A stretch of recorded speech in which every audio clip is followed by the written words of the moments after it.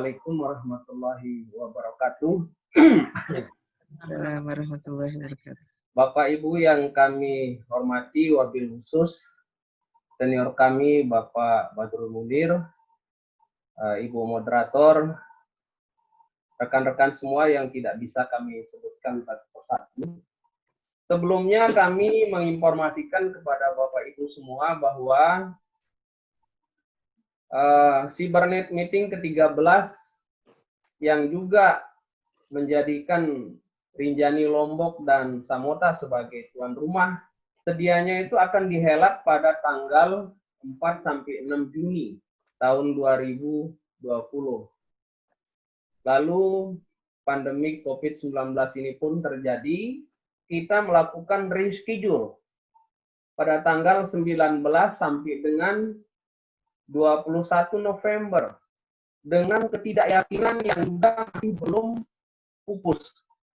Jadi kami masih memberikan catatan kemarin pada saat webinar dilaksanakan, apakah kondisi pandemi COVID-19 di wilayah NTB sudah bisa dipastikan berakhir pada tanggal 19 sampai 21 November 2020 itu. Karena seluruh wilayah NTB sekarang Pulau Lombok itu antara warna orange dan warna merah tua kondisinya. Setiap hari ada kasus yang bertambah. Rilis Dinas Kesehatan pada hari ini juga ada beberapa orang yang di sekeliling kami juga itu kemudian terpaksa harus dikarantina. Catatan kedua, jika kemudian di Indonesia dan NTB umumnya itu, khususnya maksud saya, sudah bebas dari COVID, apakah kemudian peserta dari negara-negara lain di dunia itu sudah bisa kita bebaskan, pastikan bebas dari kontaminasi COVID?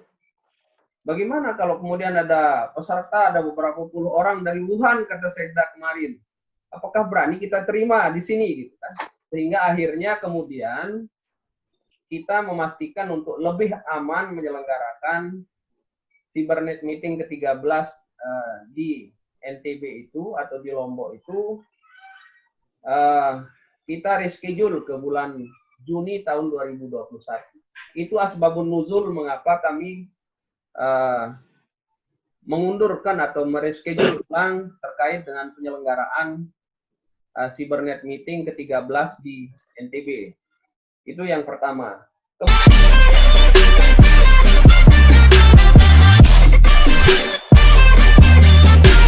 Kemudian sebagaimana saya sampaikan di awal tadi, kita ingin tetap mempertahankan Samota maupun Rinjani Lombok itu sebagai cagar biosfer dunia. Di Tambora itu, di sekeliling Taman Nasional itu ada kawasan-kawasan yang sangat cocok untuk ditanami dengan pohon buah-buahan seperti durian, kemiri, dan lain sebagainya yang multipurpose sifatnya, jadi mereka tidak tertarik untuk memanfaatkan kayunya. Kemudian yang kedua adalah kemitraan dan kerjasama. Masyarakat itu kami alihkan perhatiannya untuk tidak lagi tertarik menebang pohon walaupun ini dalam tahapan awal, tetapi mereka tertarik untuk mengembangkan pariwisata di kawasan wisata alam. Ada beberapa destinasi yang sudah mulai dikembangkan oleh eksekutor kami di tingkat dakwah, yaitu KPH Tambora. Ini ada hadir juga KPH Ampang Riwo Suramandi, Pak Ampang Riwo ya namanya Pak Saiful ya, Ampang Riwo, Pak. Siap, Ampang Riwo. Tolong nanti Bapak bicara nanti ribut. Ya, jadi KPH Ampang Riwo itu merupakan deliniasi daripada cagar biosfer Tambora. Kemudian yang berikutnya adalah di situ kita juga lakukan penyuluhan, penyadartahuan kepada masyarakat secara berkelompok, konsekuensi-konsekuensi daripada kita merusak alam itu. Termasuk dalam hal ini pembakaran, kemudian perladangan liar, perladangan berpindah, dan lain sebagainya. Kita melakukan penyadartahuan. Ada teranggarkan kegiatan tersebut di dalam APBD Provinsi kami di NTB. Kemudian yang berikutnya adalah pemberdayaan masyarakat. pemberdayaan masyarakat itu dilakukan oleh masing-masing KPH dengan melakukan pembinaan. Di sini ada KPH Ampang Riwo, seperti saya bilang tadi, ada KPH Tambora yang langsung ada di deliniasinya Samota, kemudian ada KPH Topo Pajo Soromandi, ada KPH Madapangga Rompu Waurada, ada juga KPH yang ada di Maria Dunggu Masa. Secara langsung maupun tidak langsung, itu berada dalam deliniasi Jagar Biosphere Saleh Moyo Tambora. Kemudian yang berikutnya adalah pengembangan destinasi wisata. Jadi masyarakat yang ada di deliniasi kawasan Samota itu sebenarnya dulu merupakan tenaga kerja dari perusahaan HPH. Ketika HPH-nya ini kemudian tidak lagi beroperasi, kebiasaan mereka menebang pohon itu sudah terbentuk dari awal, sehingga dia lanjutkan kebiasaannya menebang pohon. Kemudian yang berikutnya yang pernah kami sampaikan sebenarnya termasuk di Ketua Tim Percepatan Samota, sebenarnya transmigrasi yang dilakukan di Indonesia pada umumnya itu adalah transmigrasi petani. Petani dari daerah yang berpenduduk padat kemudian ditransmigrasikan ke daerah yang penduduknya masih jarang. Kita jarang mendengar ada transmigrasi nelayan. Padahal potensi laut di Teluk Saleh itu sangat besar. Oleh karena itu pernah kami sampaikan kepada Pak BM, Pak Badrul Munir, salah satu program yang harus kita pertimbangkan untuk kita lakukan itu adalah transmigrasi nelayan. Jadi supaya masyarakat itu tidak hanya mengandalkan pada perambahan hutan untuk bertanam jagung, tetapi juga memanfaatkan kawasan laut itu sebagai kehidupan yang sangat besar, potensinya untuk dimanfaatkan, baik nelayan tangkap maupun nelayan budidaya. Sangat besar sebenarnya potensinya di sana. Yang berikutnya, Ibu Moderator, kami mendorong investasi. Kami katakan, kami menggelar karpet merah pada setiap investor yang ingin berinvestasi di NTB. Namun sayang sekali, ya memang kita harus selektif karena banyak itu investor itu adalah investor akan. Kami akan membangun kawasan hutan, nanti kemudian mesejahterakan masyarakat. Kami akan mengembangkan pariwisata. Kami akan mengembangkan akan semua, tetapi setelah 5-10 tahun itu tidak kunjung mulai investasinya itu.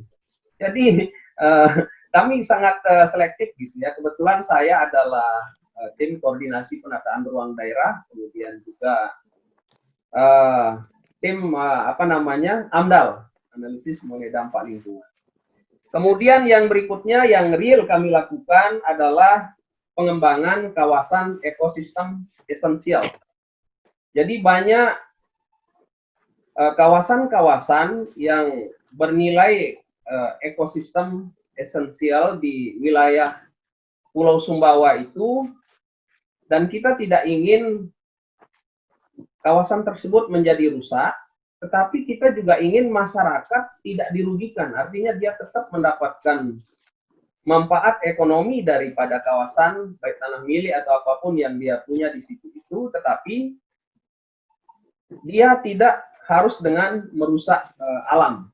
Gitu. Jadi kawasan ekosistem esensial ini kami dorong untuk mendapatkan penetapan dari kepala daerah kabupaten kalau memang itu adalah adanya di dalam lingkup satu kabupaten, tetapi kami akan membuat kami mendorong untuk terbentuknya kawasan ekosistem esensial lintas kabupaten, misalnya antara Sumbawa dengan Sumbawa Barat untuk koridor penyu di Lunyuk dan Sumbawa Barat, karena penyu itu juga dia jalan-jalan, tidak diam di satu tempat saja, tapi dia berjalan-jalan dari Lunyuk kemudian ke Sumbawa Barat, mungkin dia ke Australia juga, balik lagi dia ke Lunyuk, gitu kan. Jadi kawasan ekosistem esensial untuk tingkat provinsi. Kemudian yang berikutnya adalah pengamanan dan pengamanan kawasan dan penegakan hukum. Mohon izin Bapak Ibu yang hadir, saya Kepala Bidang Perlindungan Hutan dan Konservasi Sumber Daya Alam Dinas LHK Provinsi NTB. Jadi kawasan Tambora ini atau kawasan hutan baik di Tambora maupun sekitarnya itu merupakan kawasan yang sangat rawan terjadinya illegal logging. Dari sekian puluh kasus tindak pidana kehutanan yang kami tangani sejak dari tahun 2017 sampai dengan 2020 saat ini, itu sebagian besar itu kayu-kayu ilegal yang berasal dari wilayah Tambora. Jadi entah itu dari kawasan hutan lindung, dari kawasan konsesi perusahaan tertentu, ataukah dari Taman Nasional, itu berpuluh-puluh truk. Bahkan ada orang yang mengatakan ini kayu ilegal dari Tambora ini seperti rel kereta api berjalan malam-malam. Jadi saat ini pun kami sedang tangani, ya kami tidak menyebut nama, kami sedang tangani ada pemalsuan dokumen 6 truk yang sedang kami amankan di Dinas LHK Provinsi bekerja sama dengan Balai Pengamanan dan Penegakan Hukum wilayah wilayah Jawa dan Nusa Tenggara. Itu kemudian ada kebakaran hutan. Kebakaran hutan di seluruh wilayah NTB itu secara spasial itu paling luas terjadi di kawasan Tambora.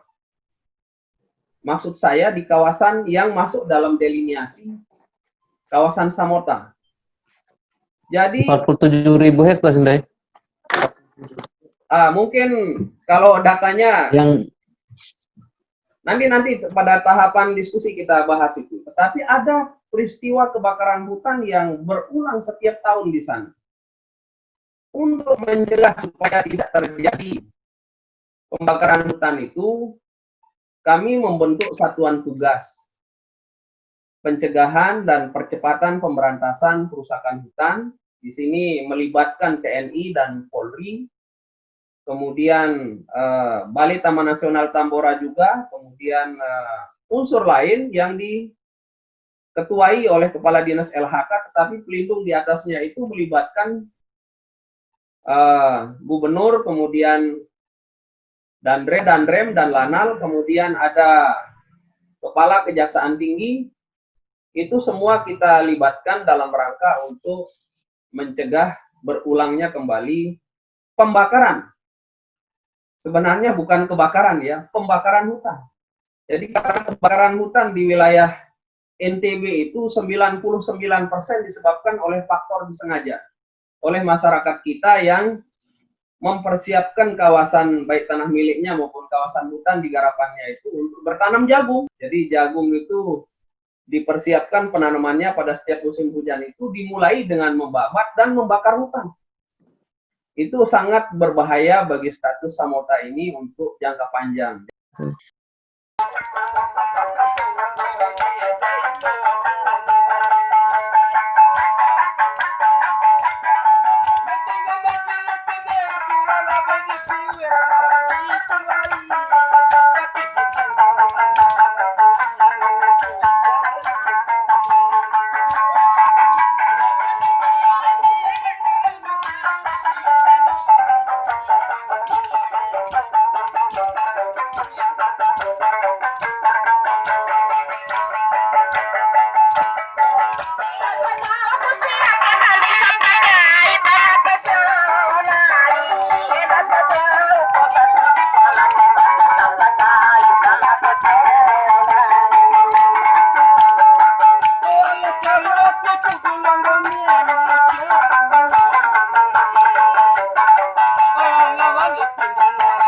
Me. It might.